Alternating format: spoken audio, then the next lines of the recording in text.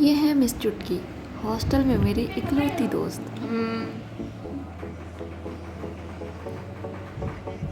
पीछे गुजरा था चैनल, न्यूज़ चैनल। नहीं नहीं, न्यूज़ चैनल नहीं, ये तो न्यूज़ चैनल ही नहीं है। थोड़ा सा वॉल्यूम खोल दो। Thank you so much. पहले सैलाब आया था, अब जलजला भी आता है। सलाम कब आएगा? यहाँ नहीं आया। चुटकी कितनी प्यारी और मासूम लगती है ना? जी, हमेशा की तरह मैं बड़ी देर बाद एक और व्लॉग बनाने जा रही हूँ, और इस बड़ी देर बाद की क्या वजह है, इसकी कोई ख़ास वजह नहीं, इसकी एक ही वजह है और वो है सुस्ती। ज़्यादातर लोगों को तो पता है, लेकिन कुछ लोगों को नहीं पता होगा, तो बताती चलूँ कि मैं हॉस्टल रह रही हूँ। मेरे हॉस्टल के बालाई खाना के मनाज़िर हैं। हाँ, मुझे पता है मेरे बोलने से ऐसा लगता है कि कोई मर गया या मैं किसी बात का सोग मना रही हूँ, तो यार ऐसा कुछ भी नहीं है। बस मुझे मेरी फैमिली बहुत याद आती है, और मेरे पास बिला वजह एक्साइटेड होने के लिए कुछ भी नहीं है।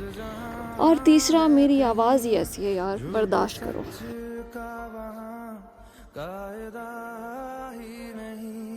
रोशनी में वहाँ की अलग नूर है, सारे जिस्मों से आगे जहाँ जाते हैं, चल वहाँ जाते जहाँ मन चले, दो पल के लिए सर जो मन करे, छोटी सी है जिंदगी।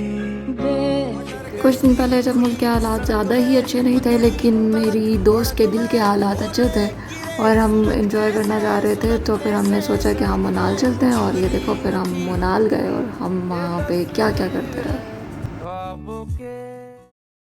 हम सब मनाल जाते हैं और हम सब इस व्यू को कैप्चर करते हैं, बस वक्त अलग अलग होता है। देख लो, मैंने भी कर लिया। पागलपन, हर दिन इतना धमाकेदार होना कि मुझे अपनी दिल की धड़कनें अपनी कानों तक सुनाई दे।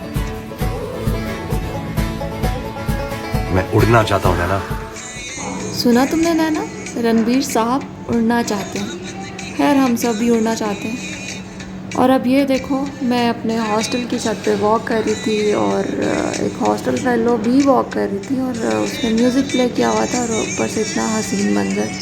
बस फिर इसको भी कैप्चर कर लिया मैंने। मुझे बहाना चाहिए कुछ ना कुछ। Thank you so much. I thanked her because she was holding for me for a long time. मेरी हॉस्टल वाली दोस्त।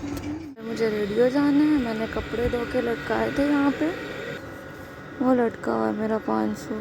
Oh, no! मेरा स्कार्फ मुझे ये लेना था ऊपर, और ये अब यहाँ पे लटक गया। अब मैं क्या करूँ इसका। दुनिया में सबसे मुश्किल काम है इंतज़ार करना। मैं इंतज़ार कर रही हूँ अपने प्रोड्यूसर सर इनाम का। मतलब मैं वैसे तो लेट कमर हूँ, लेकिन कभी कभी मैं बहुत ज़्यादा जल्दी पहुँच जाती हूँ, और मैं अभी भी इस वक्त यहाँ पे जल्दी पहुँच गई हूँ। अफजल गोरू को 10 साल कबल भारतीय पार्लियामेंट पर हमला करने के झूठे मुकदमे में गिरफ्तार किया गया था।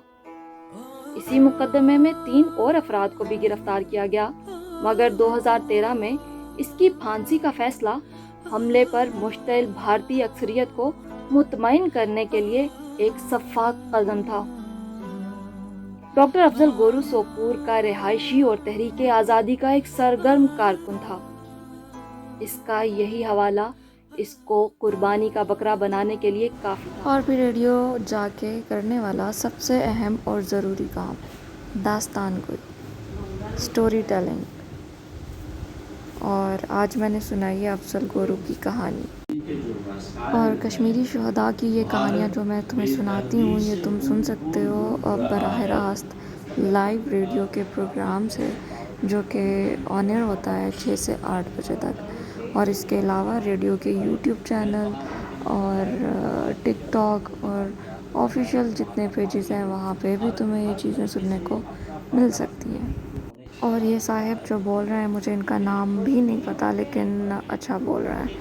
और इस तरह के बहुत सारे प्रेजेंटर्स हैं, बहुत सारे होस्ट हैं रेडियो पे, जिनको मैं हर रोज़ मिलती हूँ, लेकिन मैं उनसे पहली दफ़ा मिल रही होती हूँ। खैर, बताना ये था कि डॉक्टर सैयद मुजाहिद गिलानी जो हैं वो आज के गेस्ट हैं और वो कश्मीरी रहनुमा हैं। उनके ख़यालात सुनवाती हूँ तुम्हें भी, तुम भी सुनो और समझो कि कश्मीर के लिए क्या करने की ज़रूरत है। तो हर साल अमरनाथ यात्रा इसे एक मखसूस सीज़न या मखसूस महीनों के अंदर की जाती है। अमरनाथ यात्रा दरअसल एक ऐसा यात्रा आप कह लें उसको, या एक ऐसी ओकेज़न आप उसको कह लें, जिसमें भारत हमेशा कहीं ना कहीं किसी न किसी सूरत में मज़ीद भारतीय फ़ौजियों को वहाँ पे इंस्टॉल करता है। कुछ कंपनीज़ होती हैं या फिर हमेशा जो वहाँ पे ऑलरेडी हम कहते हैं कि तकरीबन 9 लाख भारतीय फ़ौजी हैं, बल्कि उससे कहीं ज़्यादा अब वहाँ पर मिलिट्राइज जोन ये बन चुका है। हर साल कुछ न कुछ किसी न किसी सूरत में मज़ीद भारतीय फ़ौजियों को मकबूजा जम्मू कश्मीर की सरज़मीन पर लाया जाता है। हाँ, मुझे पता, तुम्हें तो यही लगता है करती ही क्या है, दास्तान कोई स्टोरी टेलिंग कौन सा बड़ा काम है। यार देखो, कोई भी काम आसान नहीं होता, और अगर आसान होता भी है तो हर काम में मेहनत ही लगती है और आपको प्रैक्टिस करनी होती है, आपको कोई ना कोई एफ़र्ट करनी होती है। तो वो उसके लिए जो भी एफ़र्ट, जो भी कोशिश रिक्वायर है इस वक्त, वो मैं कर रही हूँ। और शुक्रिया सारी नाम का, उन्होंने अपना सिस्टम दिया मुझे कि मैं काम कर सकूँ। और अब रेडियो का टाइम ख़त्म हो चुका था और मुझे अपनी ड्राइव का इंतज़ार करना था, राइड जो मैंने बुक कराई थी, और उसके इंतज़ार में मैं रेडियो में इधर से उधर चक्कर काट रही थी। और फिर मैंने सोचा कि कुछ किया जाए, तो फिर मैंने ये कर दिया। क्योंकि रेडियो है, सब लोग अपना अपना काम कर रहे हैं और स्टूडियोज़ हैं, इसलिए ज़्यादा ऊंचा नहीं बोल सकती। लेकिन मैं बताना ये चाह रही थी, कभी नहीं सोचना आपने मना सलवा उतरेगा। मना सलवा तो शायद उतर ही जाए, लेकिन खाला जी का घर नहीं है Delhi. You have to make an effort, और एफ़र्ट भी कोई ऐसी वैसी नहीं, ठीक ठाक एफ़र्ट करनी पड़ेगी। तो मतलब मैं इस वक्त चक्कर काट रही हूँ अपनी ड्राइव के, अपनी राइड जो मैंने बुक कराई उसके इंतज़ार में, और ये कॉल आ गई। Now I have to go. यार, ये सारा ड्रामा सिर्फ इसलिए हो रहा है कि मुझे इस रूम में शिफ्ट क्यों किया जा रहा है, और जिस रूम में मैं पहले थी वहाँ पे भी यही ड्रामा चल रहा था। तो फिर इससे अंदाज़ा कर लो कि हॉस्टल की ज़िंदगी कितनी झंड है। बस इससे अच्छा कोई लफ्ज़ नहीं है मेरे पास। तो खैर, तुम इस ड्रामा को देखो और एंजॉय करो। बाकी की स्टोरी मैं ना ही सुनाऊँ तो अच्छा है। और फिर मैंने इस नए कमरे में भी कदम रखा ही था, सामान भी सेट नहीं किया था कि ये ड्रामा शुरू हो गया। बात ये है कि बात कोई भी नहीं है, सिर्फ इतनी सी बात है कि हॉस्टल की ज़िंदगी झंड है। तो आपको हॉस्टल में रहने के लिए बहुत मेंटली बहुत स्ट्रॉन्ग होना पड़ता है, बहुत सब्र वाला होना पड़ता है, और बहुत मतलब आपको एक इंसान से खोता बनना पड़ता है। वसीम तो वसीम, किसी मेरा तो भाई वो नहीं है किसी भी हाल में। मेरे लिए एक चौकीदार है, ना वो कोई प्रेसिडेंट है, ना गेट कीपर को क्या कहते हैं, साथ पे नीचे उसको बुलाई। और बाद फिर उसने ना डायरेक्ट उसको कॉल किया, खुद कॉल किया है उस औरत को, किस तरीका का मसला है। मैंने कुछ नहीं बोला, मैंने सिर्फ फहीम को कहा आप आए, ठीक है आप आए, हम बात करते हैं कि मैंने किया क्या है। ठीक है, चलो वो भी ठीक है।